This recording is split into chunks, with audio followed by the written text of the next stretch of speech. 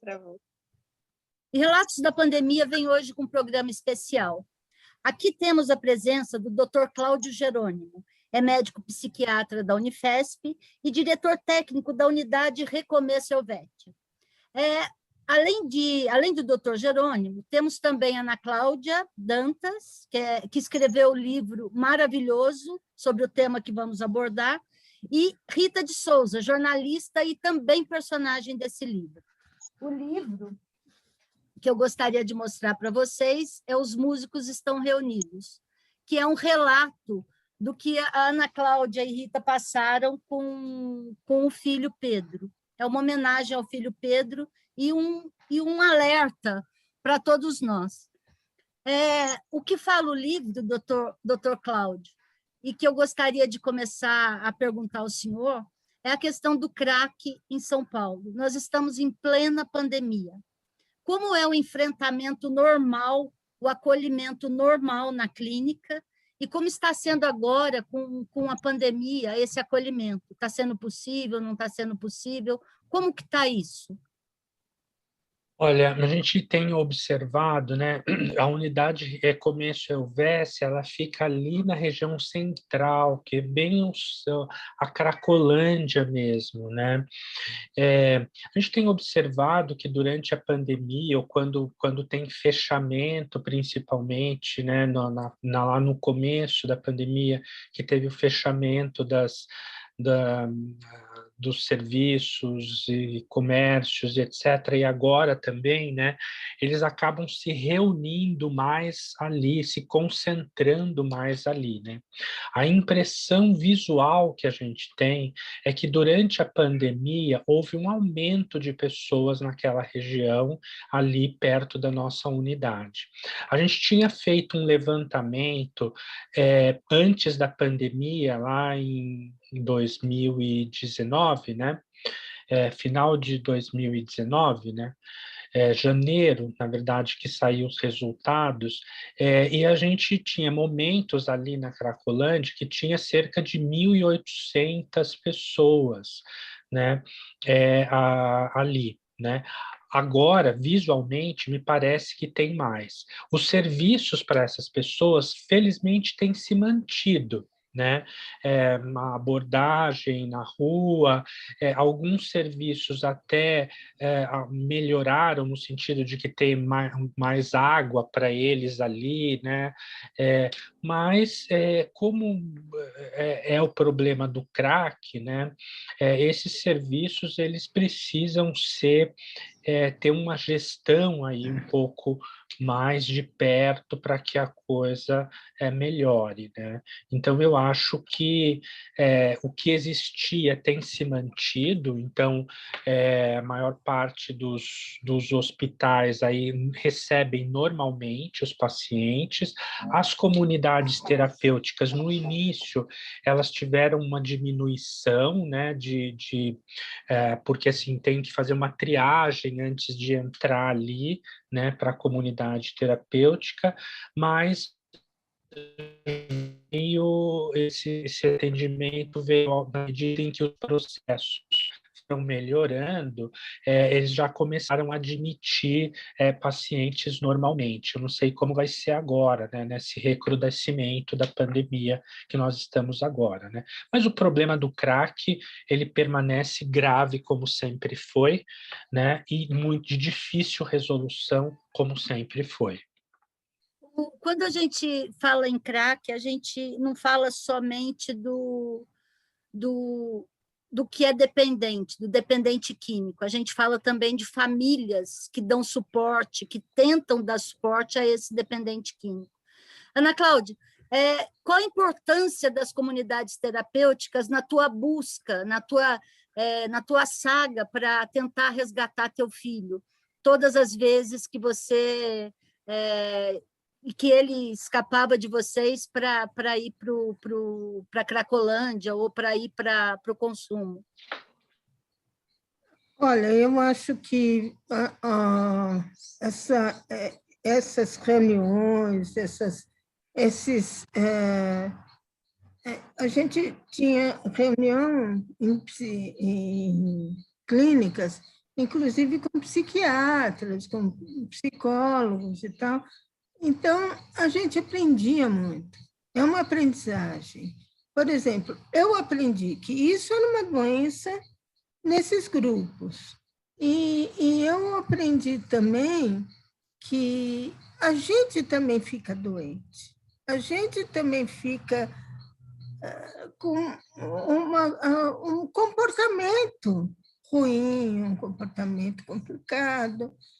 E não sabe, a gente não sabe, porque a gente não sabe como lidar. Não é que nem você nasce uma criança de uma menina, mas a menina sabe, acaba tendo um instinto qualquer. E no caso da droga, não. Você não tem nenhuma experiência com a coisa no início. Então, o importante é você aprender. E como que você aprende? Nessas reuniões. A reunião de NA, por exemplo, as pessoas só falam, ninguém responde. As pessoas falam de si, falam do comportamento do seu filho, seu irmão, seu marido, seja lá quem for. Mas as pessoas só falam e os outros escutam. Então, a outra pessoa vai falar e os outros vão escutar. Então, não existe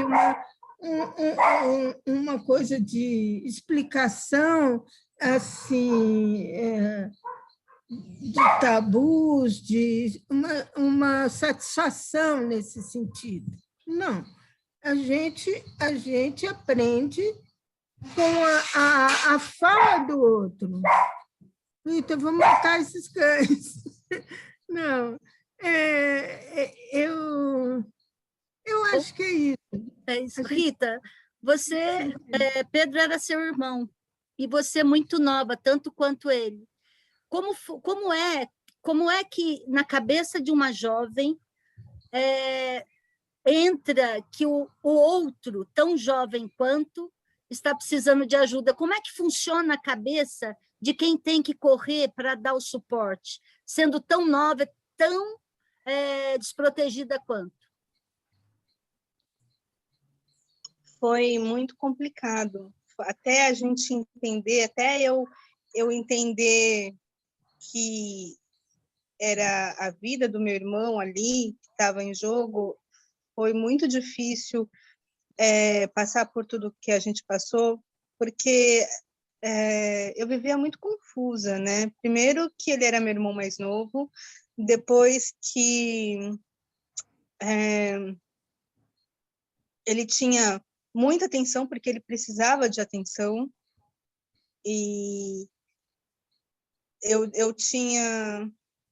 Eu não sei como formular isso hoje, mas naquela época foi ainda mais complicado, porque eu estava numa época, eu era adolescente, eu estava me descobrindo como pessoa, estava descobrindo o meu lugar no mundo, a gente já tem uma dificuldade para entender os nossos valores, para a gente se colocar na sociedade, para a gente se formar como uma pessoa moral, política, social, né? E então lidar com o meu irmão ali naquele momento foi muito complicado. E meu irmão, ele era meu melhor amigo, e por vezes ele era também o meu rival, ele era os meus obstáculos, ele era o meu confessor, ele era, sabe, ele era muitas pessoas para mim, e eu não conseguia, foi muito difícil lidar com as coisas que estavam acontecendo ali, né? Eu lembro que eu ficava muito, muito brava quando as minhas coisas sumiam. Até que um dia eu falei assim, todas essas coisas não valem nada, né? Não são importantes. O que é importante é o meu irmão estar aqui do meu lado. Então, eu deixei de sofrer. Naquele momento, eu deixei de sofrer com a perda dessas coisas. Mas nada preparou assim para a perda dele, por exemplo, né? Embora a gente soubesse que de alguma forma a gente sabia que o fim, um dos fins possíveis era aquele, né? Não sei, eu acho que o Pedro me ensinou muitas coisas de muitas formas.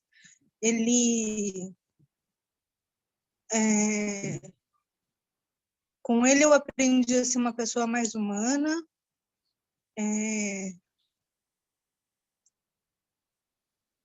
Eu não sei, era...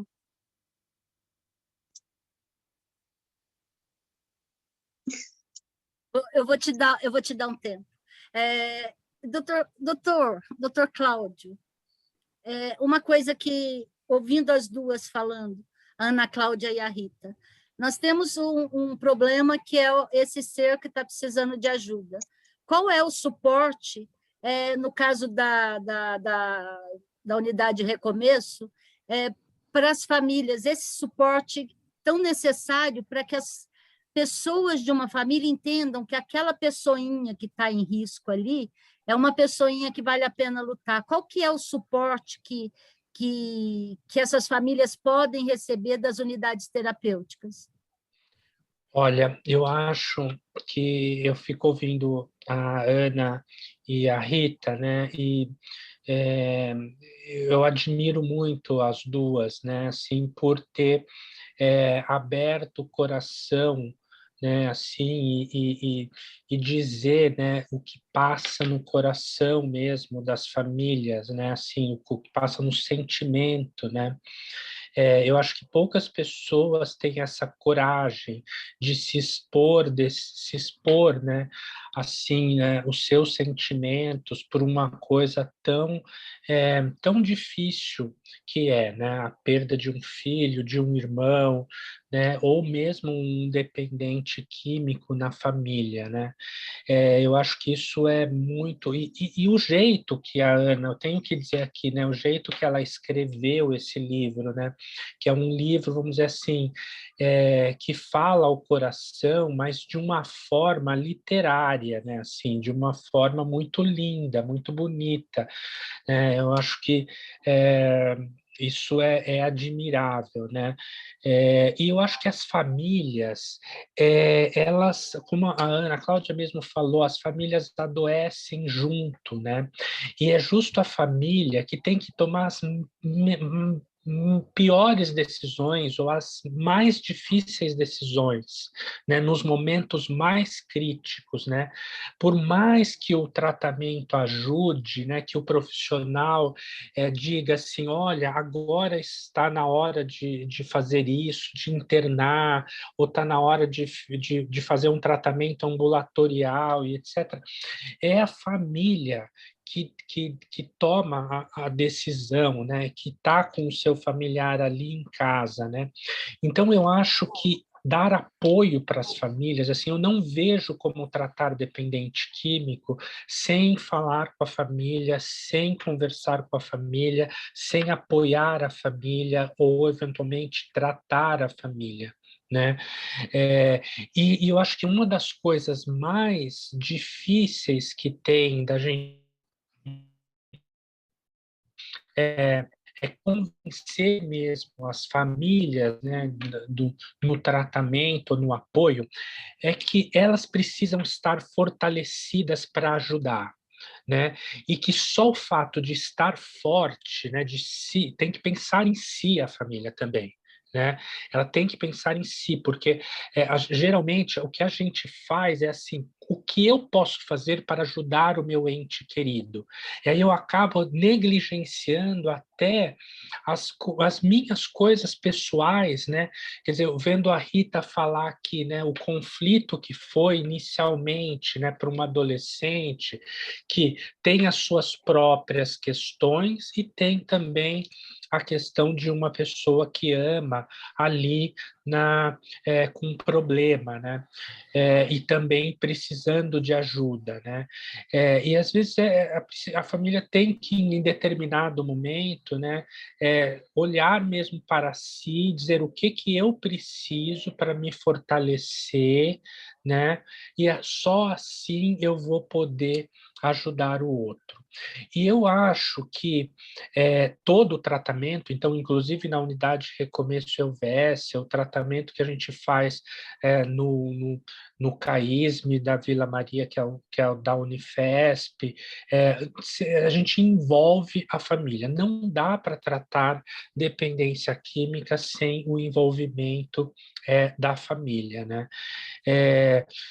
Eu acho que é importante, né, que a gente saiba que não é só o que a família vai proporcionar de ajuda para o seu familiar dependente, né? Porque geralmente a gente pensa assim, né? O que eu posso fazer para ele melhorar? O que eu posso fazer para ele parar de usar droga? E esse é um comportamento que às vezes foge do nosso controle, assim, né? Eu costumo dizer que tem uma tarefa que é muito difícil, é você tentar controlar o comportamento de outra pessoa, né? É muito difícil, foge ao nosso controle. É difícil para o médico especialista, é difícil para o psicólogo, é difícil para toda a equipe de tratamento, né? As decisões que a gente tem que tomar com relação ao dependente químico são decisões muito difíceis. Por exemplo, qual que é o time que eu tenho para internação? Qual que é o momento certo de tirar da internação ou colocar fora? Qual que é o time de deixar começar a sair sozinho, por exemplo, né? Qual que é o time de eu poder deixar ele com controle do próprio dinheiro? São dilemas do cotidiano que as famílias vivem isso, que às vezes a gente não sabe muito como que é isso. Né? Mas são pequenas decisões do dia a dia. Por exemplo, assim, eu posso sair deixar ele sozinho na padaria, ele vai e ele não vai voltar? Como eu faço isso? Né? Ele pode ficar com o próprio dinheiro, né? Então, veja, eu estou dando esses exemplos, né, para dizer como é difícil para a família, né, lidar com isso, né? E por isso que é tão importante a ajuda da família, né? E às vezes a gente fica mesmo impotente diante de algumas situações. Eu digo todos nós, todos, a família, os profissionais que trabalham, por exemplo, num determinado limiar, que o paciente está muito crítico, por exemplo, a gente fala, não, vai fazer uma internação involuntária, né? Fica fácil decidir isso. Mas se ele está ali num limiar, que ele ainda tem consciência, que ele ainda está com a crítica parcialmente prejudicada, você pode intervir decisivamente desse jeito ou não, né? São todos dilemas que eu diria, são dilemas dos profissionais, é dilema da ciência. A própria ciência não tem todas essas respostas, né? E isso, imagine a família, né? Que vai aprender a lidar com isso e etc. Doutor Cláudio, neste momento que a gente está vivendo, em que as pessoas precisam se isolar, e você já falou que tem impressão que aumentou o número de dependentes na Cracolândia, que por percepção visual parece que são mais pessoas ali. E essa importância da família para um tratamento, para um caminhar para a recuperação que é tão difícil. Como que as famílias estão se comportando com isso? Na hora que é um ente querido, não entra na conta a questão da pandemia ou se afastam porque não têm condições de encarar o medo da pandemia e mais a dificuldade com o seu querido ali que precisa de suporte? Olha, eu diria que as famílias, né, eu diria, se tem uma coisa que elas fazem é não desistir, assim, né, dos seus entes. Então, outro dia eu vi uma senhora, né, chegando ali na unidade, eu vi uma senhora que devia estar, pela aparência, assim, acho que ela já devia estar ali no grupo de risco, pela própria idade, né? Ali dizendo, esperando a filha, né? Porque ela leva comida para a filha, porque ela tem medo que a filha não coma. Né? Então, ela não conseguiu tirar a filha da Cracolândia, ela leva comida para a filha lá. Né? E assim, a gente fica muito comovido com histórias como essa, né? Muito tocado, e às vezes se sentindo muito impotente. Né?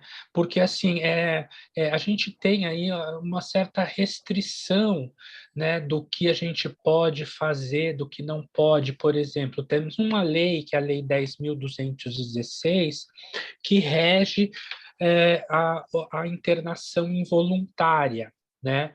Que você precisa ter um médico que indique um familiar que assine a internação. Mas, por exemplo, na Cracolândia, que às vezes a família está longe, está no interior, né? A gente teve paciente nosso lá da unidade Recomeço Helvécia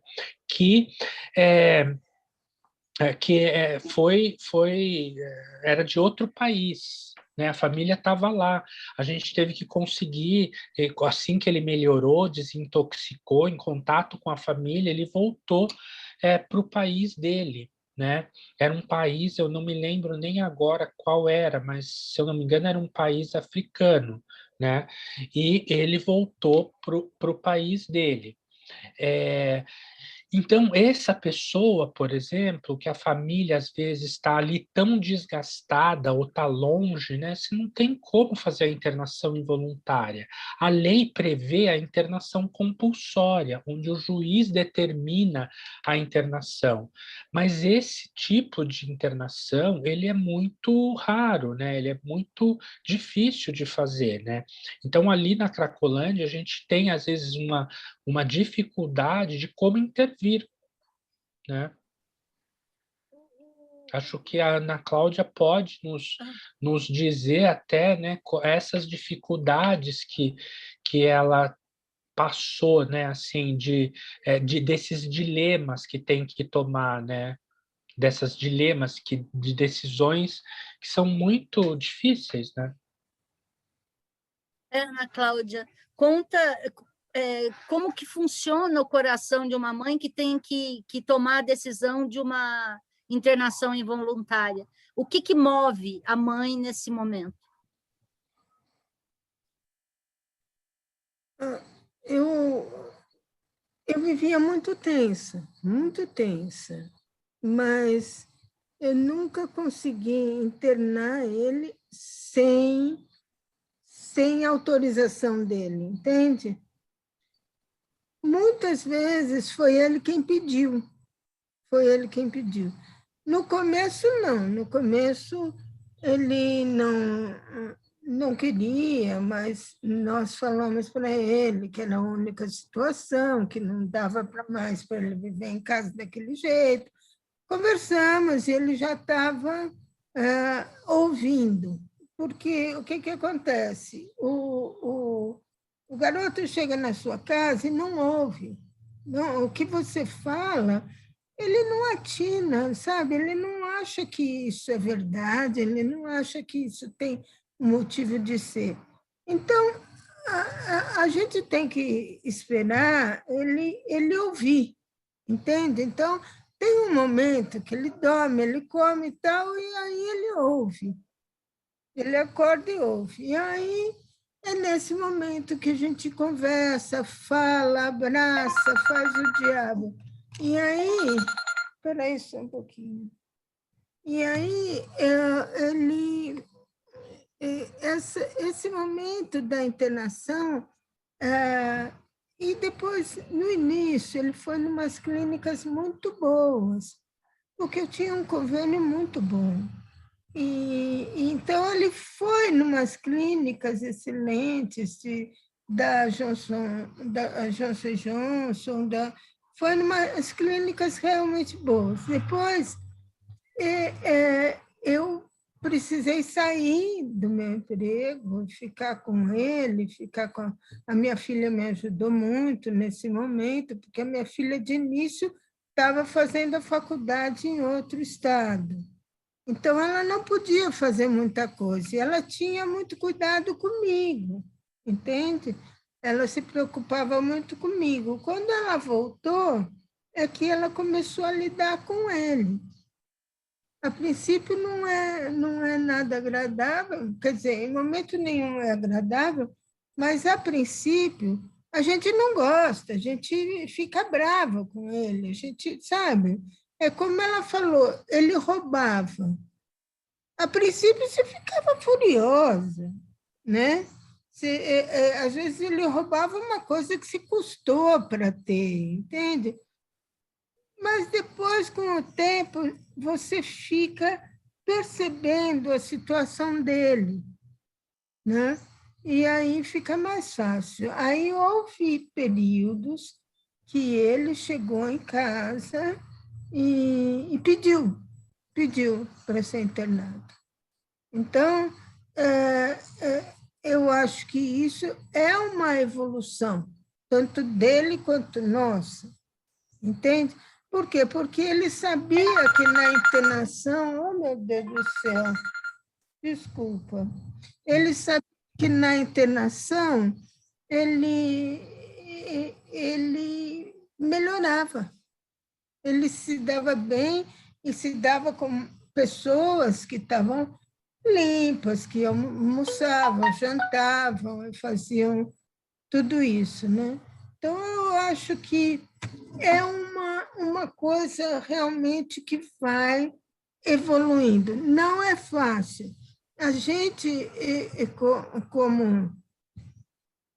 como familiar, a gente carrega um peso nas costas, porque, além de tudo, tem os tabus do outro lado.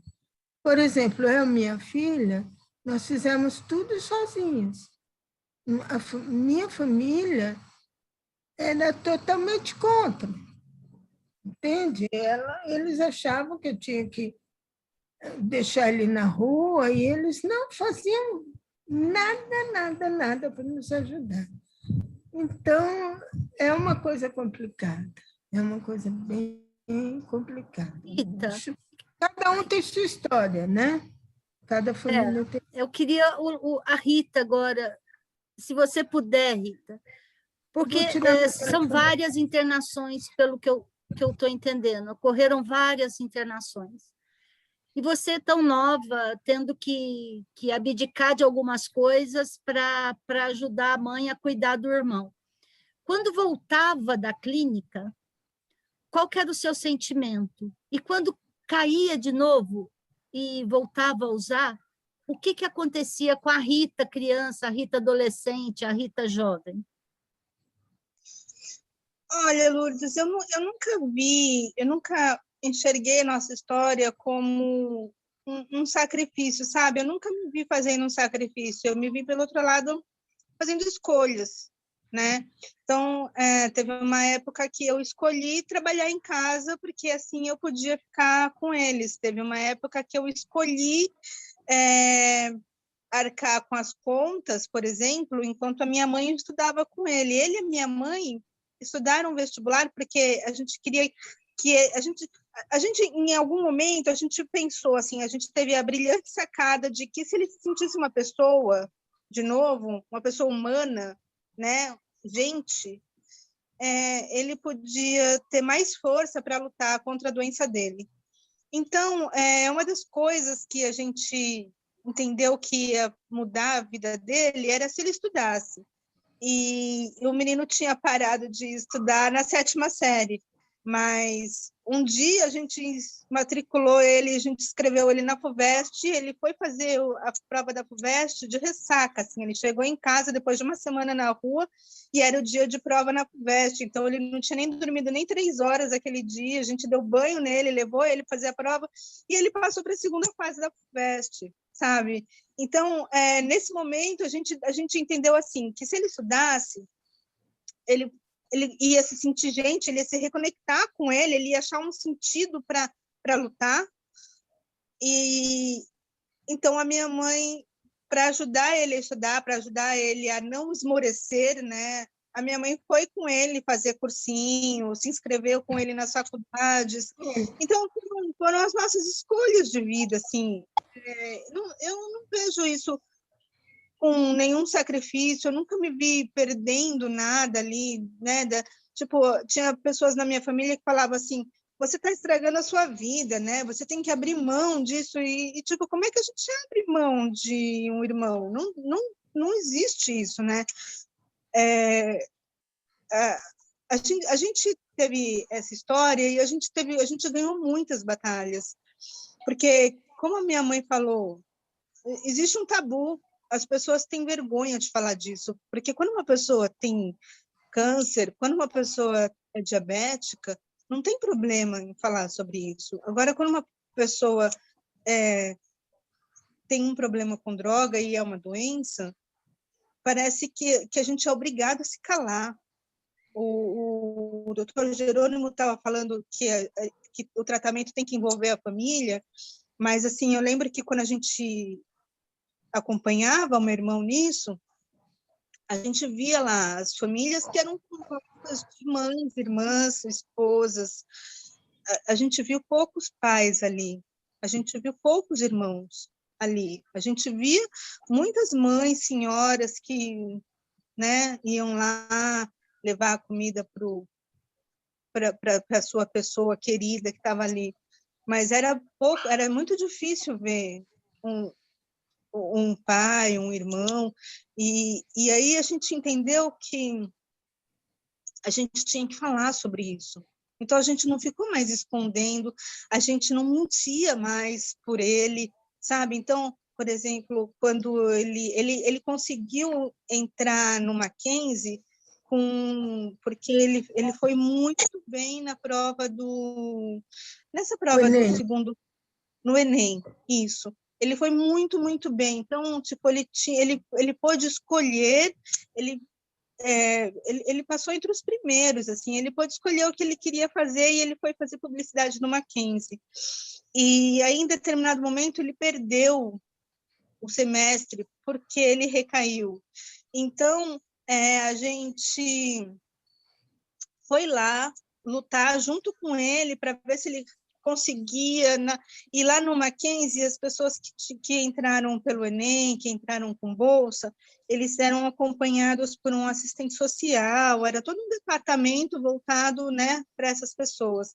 E aí a gente sentou lá na frente do cara e explicou para o cara tudo da vida do Pedro. Então, foi uma coisa tão importante, porque o cara abraçou o meu irmão, sabe? Não no sentido literal da coisa, ele não levantou ali e deu um abraço ao meu irmão, mas ele entendeu que também ele podia mudar a história de uma pessoa ali. Então, o meu irmão retomou a bolsa que ele tinha perdido, sabe? Isso é uma coisa rara de acontecer, mas porque eu acho que no momento que a gente resolveu falar sobre o que acontecia, a gente começou a ver as pessoas se transformarem ao nosso redor. No prédio que a gente mora, que é onde a minha mãe mora ainda hoje, foi um prédio que a gente foi para lá quando meu irmão ainda tinha 9 anos. As pessoas lá viram meu irmão crescer. E, assim, em determinado momento, eles viram que era um menino que dava trabalho, que não sei o que lá. Na hora que eles entenderam o que estava acontecendo, porque a gente começou a falar daquilo, aquelas pessoas também se transformaram. E aí eles voltaram a enxergar o Pedro como aquele menino alegre, risonho, educado, que eles conheciam de pequeno, né? Então, eu acho que essa foi a coisa mais importante que eu aprendi com essa história, é que a gente tem que falar sobre isso, é que a gente tem que abraçar as pessoas, trazer elas de volta para a condição de gente, né? Inclusive a gente mesma, a gente tem que retomar nossa condição de gente, porque a gente ficou ali com o Pedro e a gente se isolou. Então, eu resolvi que eu ia trabalhar em casa, a gente achou meios da gente trabalhar em casa juntos, nós 3 trabalhávamos em casa, e a gente ficava lá fechados, e a gente trocava o dia pela noite. A gente tinha 2 crianças que elas cresceram sadias no meio disso, e é uma coisa muito louca, assim. E a gente vivia momentos, assim, que a gente ganhava bem, a gente trabalhava muito bem, nós três, a gente era referência no que a gente fazia, a gente ganhava muito bem, mas a gente ficava períodos longos sem luz em casa, sem comida em casa, sem... Tipo, Ele roubava. Isso faz parte da doença que a gente tinha de ser coadicto. Então, mesmo nos períodos que ele não estava usando droga, a doença estava lá, junto com a gente, né? Nós éramos adictos, mesmo sem a droga naquele meio. Assim, entender tudo isso, para você conseguir lidar com isso, foi um caminho bem difícil, assim. Mas eu nunca vi, em nenhum momento, como se eu estivesse abrindo mão de algo por como uma obrigação, assim. Foi sempre uma questão de escolhas, né? De prioridades, né? Da gente entender o que é mais importante para a gente, enfim. Doutor Cláudio, esse tipo de de reação à doença, àquela doença específica que essas duas mulheres tiveram, o senhor tem a oportunidade de ver isso dentro das unidades com outras famílias? Esse despertar das famílias acaba ajudando esses meninos e meninas a saírem desse emaranhado que é a Olha, primeiro eu só lembrando uma coisa que a Rita falou, né, e as pesquisas mostram isso também, né, que as mulheres são as mais impactadas, né? Geralmente são as mães, as irmãs, as esposas, né, que vão ali à luta mesmo, né, na recuperação do dependente químico, né? Então a gente vê isso assim a olhos claros, assim, né? É muito mais frequente, né? Isso. Então, acho que isso a gente tem que ressaltar, né, que as mulheres são as que são os fortes nesse sentido, né? E essa reação, né, é uma reação extremamente comum, né? A gente vê vários tipos de reação, assim, né? Tem aquela família que às vezes desistem, né, assim, não desisto, não, então tem um período, aí quando vê o seu familiar numa situação muito crítica, retoma os cuidados, né, e aí vai alternando em períodos de extremo cansaço, né, porque essa desistência, às vezes, quando ela se dá, não é uma desistência do coração, assim, né, eu percebo que ela é uma desistência de puro cansaço, de adoecimento mesmo, né? E alterna com períodos em que de grande presença no tratamento e de grande cuidado, né? Mas eu acho que essa característica de não desistir, né? Eu acho que isso é muito importante no tratamento, né? Independente, eu acho, do resultado até, sabe? A gente pensa assim, olha, o Pedro, infelizmente, ele teve, né, esse desfecho, né? Mas eu imagino que a história, o caminho, né, é muito importante, né? Assim, né? Como você fez esse caminho, né? O que ficou no caminho, a tranquilidade que elas têm hoje de falar sobre isso, de escrever um livro e de dizer para todo mundo, é porque às vezes o caminho é mais importante, né? E eu ressalto, né, a ideia de que nós, às vezes, somos impotentes mesmo diante da vida, da morte, verdade, né?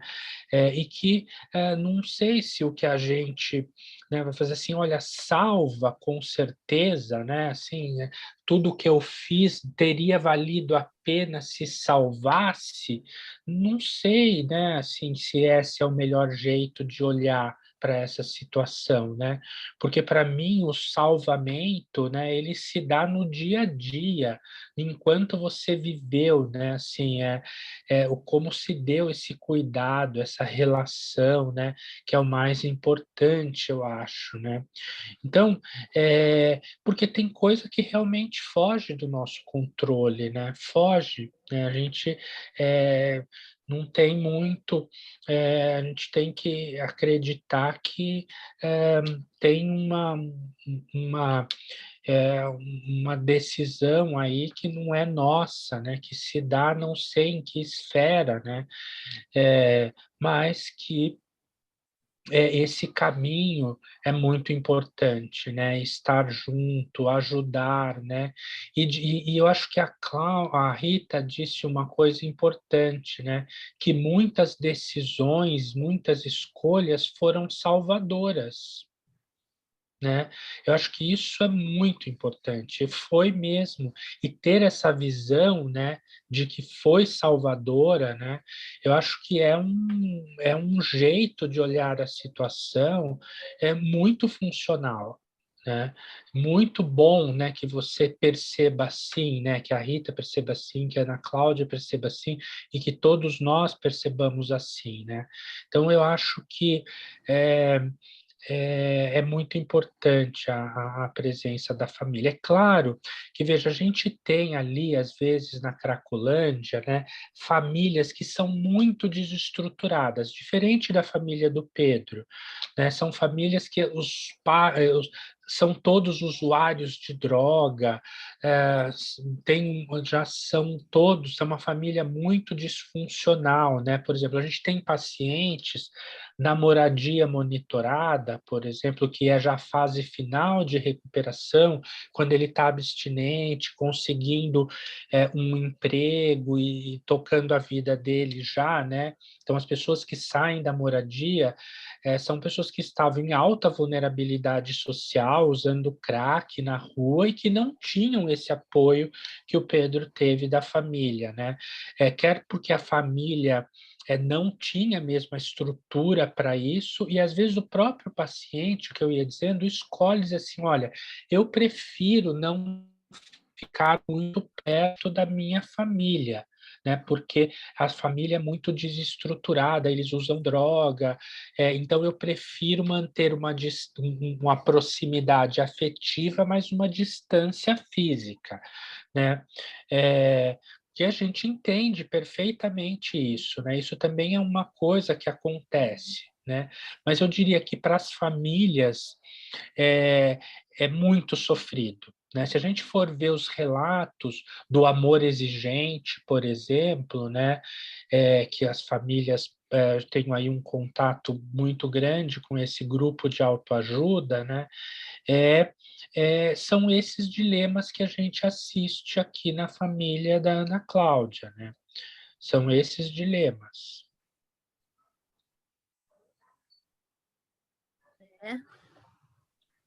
Eu queria uma última pergunta, mas eu não sei nem por onde chegar nela.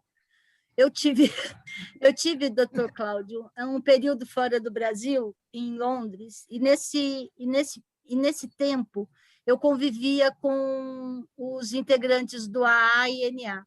Então, morando em Londres, eram portugueses, espanhóis, italianos, e a coisa que eu mais ouvia é que a recuperação era possível porque existia uma distância entre o ponto em que eu comecei, o meu país, a minha cidade, o meu bairro, aquela rua, e onde eu estava fazendo o meu tratamento e o meu acompanhamento.